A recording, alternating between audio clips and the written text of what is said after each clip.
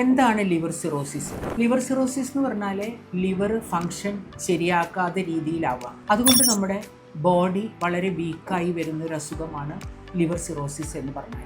Ayurveda രീത്യ liver cirrhosis ഉണ്ടാകുന്നത് തന്നെ നമ്മുടെ പിത്തകഫ ദോഷങ്ങളുടെ അസന്തുലിതാവസ്ഥ കൊണ്ടാണ് നമുക്ക് ലിവർ സിറോസിസ് ഉണ്ടാകുന്നത്.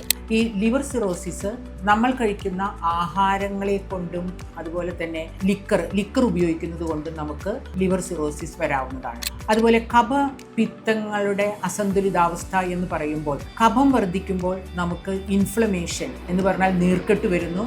അതുപോലെ തന്നെ ഫാറ്റ് ഡെപ്പോസിറ്റും കൂടുന്നു. അഗ്നി എന്ന് പറയുന്നതാണ് ആയുർവേദ രീതിയാൽ നമ്മുടെ അസുഖങ്ങൾക്കുള്ള കാരണം. അഗ്നി ശരിയായാലേ നമുക്ക് ഏകദേശം ഒരു 80% തന്നെ നമ്മുടെ അസുഖങ്ങൾ കുറയ്ക്കാനായിട്ട് സാധിക്കും. അഗ്നി മന്ദീഭവിക്കുക, പിത്തവും കഫവും കൂടി അസന്തുലിതാവസ്ഥയിൽ വരുമ്പോൾ ഡൈജസ്റ്റീവ് സിസ്റ്റത്തിനെ മന്ദീഭവിപ്പിക്കുമ്പോൾ അതിൽ കഴിക്കുന്ന ആഹാരങ്ങൾ ദഹിക്കാതെ അത് ആമമായി തീരുന്നു.